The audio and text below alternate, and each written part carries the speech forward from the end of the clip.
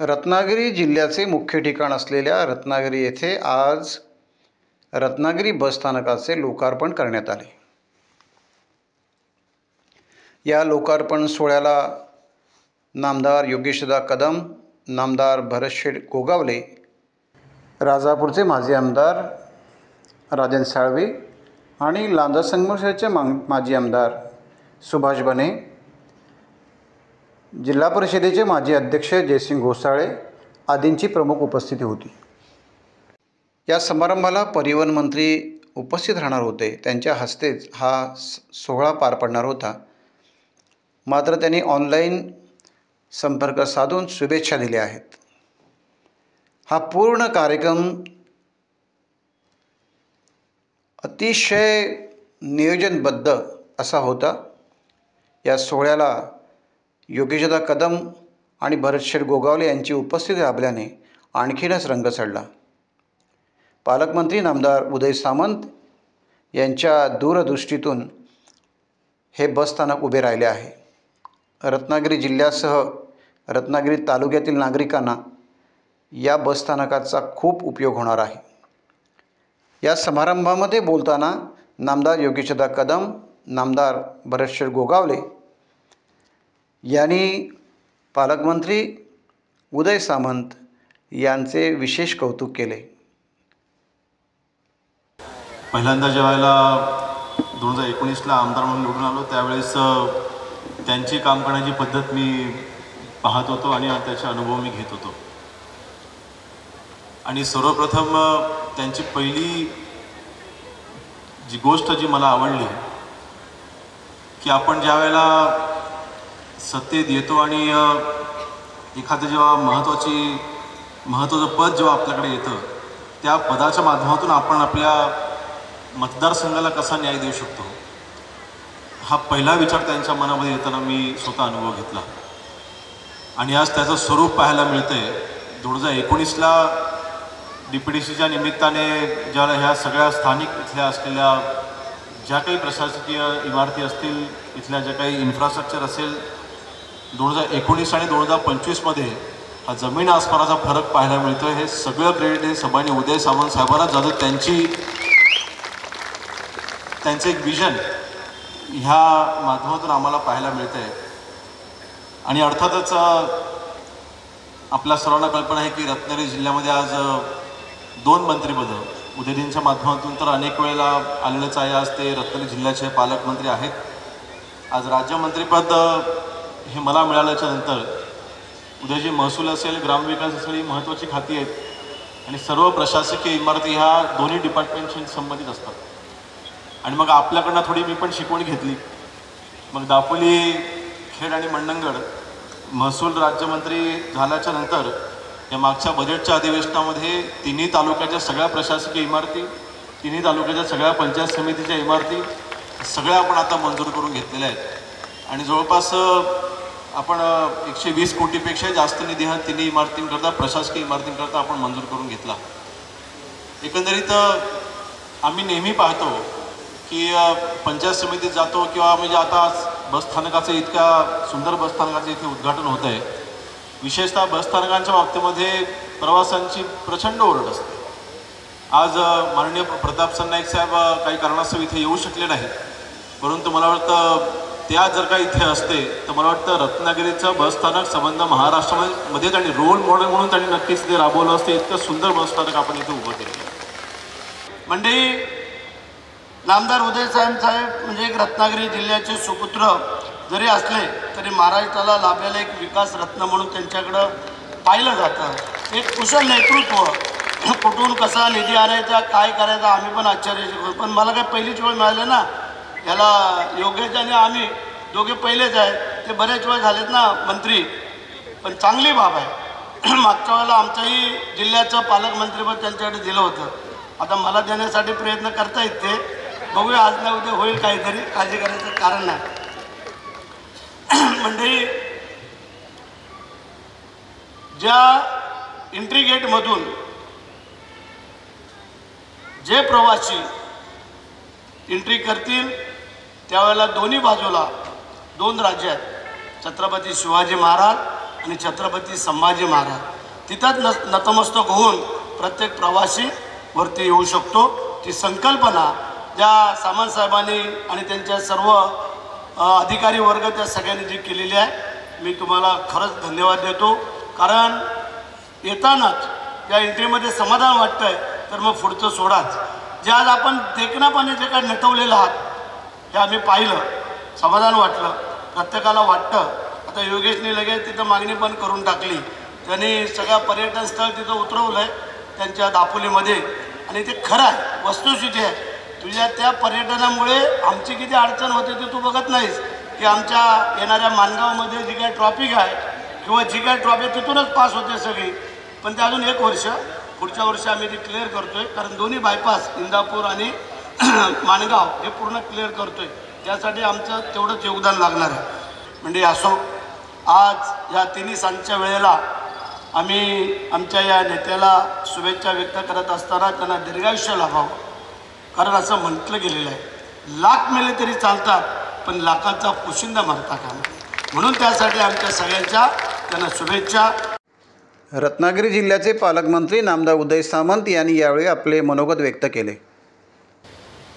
मला आठवतं की पहिल्यांदा मी राज्यमंत्री 2013ला झालो आणि 2014 जानेवारीला याचं पहिलं भूमिपूजन झालं.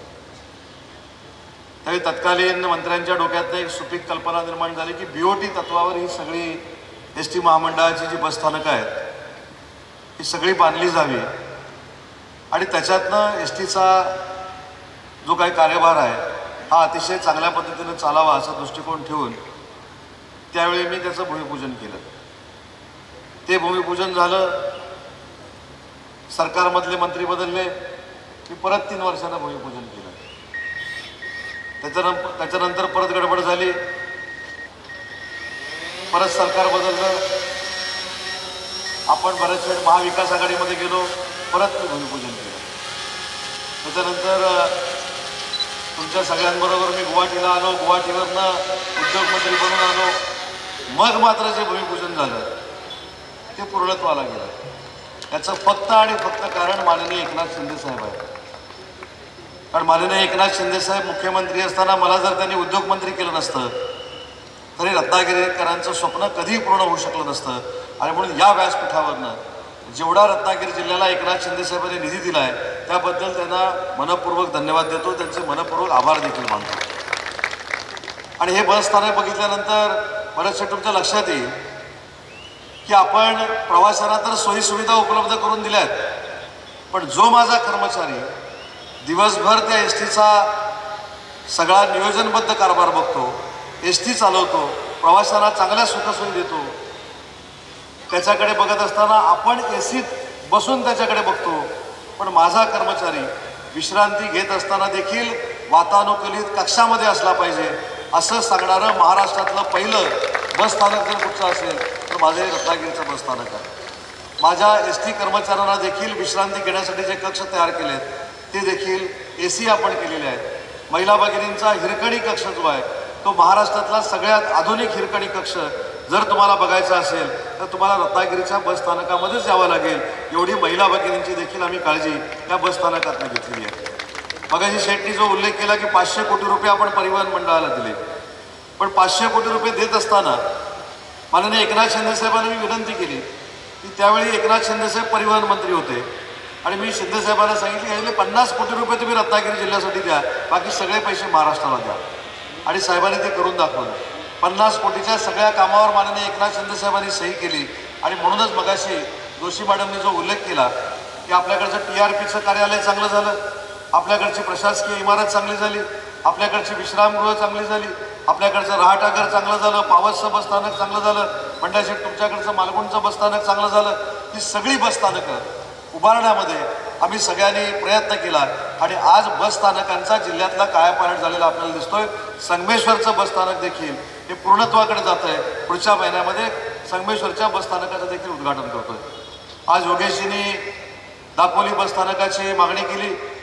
योगेशजी, तुम्ही पण ज्या पद्धतीनं राज्यमंत्री म्हणून काम करताय आम्हाला सगळ्यांना अभिमान आहे आणि म्हणून तुमच्या मतदारसंघामध्ये देखील कुठचीही प्रवाशांना अडचण होऊ नये म्हणून पुढच्या कालावधीमध्ये दापोलीच्या बसस्थानकाला देखील माझ्याकडनं पैसे दिले जातील हा शब्द राज्याचा उद्योगमंत्री म्हणून मी आपल्याला देतो. मला असं वाटतं की आपल्या राजाची भव्यता एवढी आहे, दोन्ही राजांची, प्रथम राजा छत्रपती शिवाजी महाराज असतील आणि त्याच्यानंतर छत्रपती संभाजी महाराज असतील, तर त्यांच्या दिव्यते एवढा फोटो त्या ठिकाणी लावणं गरजेचं आहे. त्याच्यासाठी अजून काय माझं जर सहकार्य लागणार असेल तर मॅडम ते मी करायला तयार आहे, परंतु त्या राजाची भव्यता त्या फोटोवरनं जनतेला कळली पाहिजे. एवढे मोठे फोटो त्या ठिकाणी आपण लावावे आणि त्याचं पावित्र्य आपण सांभाळलं पाहिजे. आणि ते फोटो अजून कशासाठी लावले तर मगाशी स्वच्छतेचा जो उल्लेख भरत शेट्टी या ठिकाणी केला, त्या दोन राजांना बघून ज्यावेळी आपण आत येऊ तर आपल्याला देखील आपलं कर्तव्य कळेल की ज्या दोन राजांचा फोटो ज्या बसस्थानकामध्ये लावलेला आहे ते बसस्थानक स्वच्छ ठेवण्याची जबाबदारी न थुंकता ही प्रवाशांची देखील आहे. ही देखील जबाबदारी प्रवाशांनी स्वीकारली पाहिजे आणि प्रवाशांनी देखील समजून घेतलं पाहिजे. मी जरी बसस्थानकामधनं प्रवास करत असलो, मी जरी एसटीतनं प्रवास करत असताना बसस्थानकामध्ये येत असलो तरी ते बसस्थानक हे माझं घर आहे.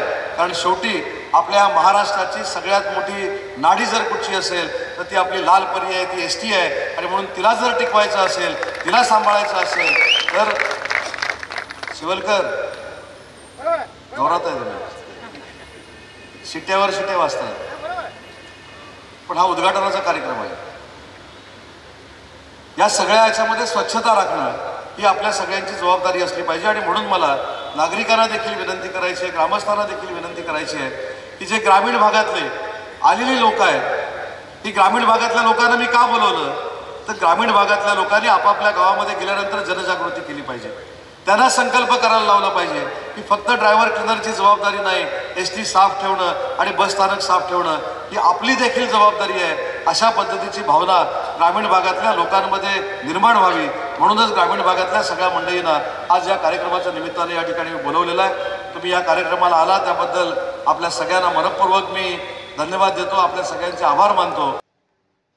आमदार कसा असावा तर तो उदय सामंत यांच्यासारखा, असे गौरवोद्गार नामदारांनी काढले. पूर्ण सोहळ्याला शिवसेनेचा रंग चढलेला दिसून आला. शिवसेनेचे आमदार, शिवसेनेचे कार्यकर्ते, शिवसेनेचे पदाधिकारी यांच्या उपस्थितीत हा सोहळा पार पडला. त्यामुळेच आजचा सोहळा खऱ्या अर्थाने शिवसेनेचा रंग चढलेला सोहळा होता असे म्हटले जात आहे. टाइम्स डिजिटलला लाईक करा, शेअर करा, सबस्क्राईब करा आणि बेल आयकॉन दाबायला विसरू नका. Times digital.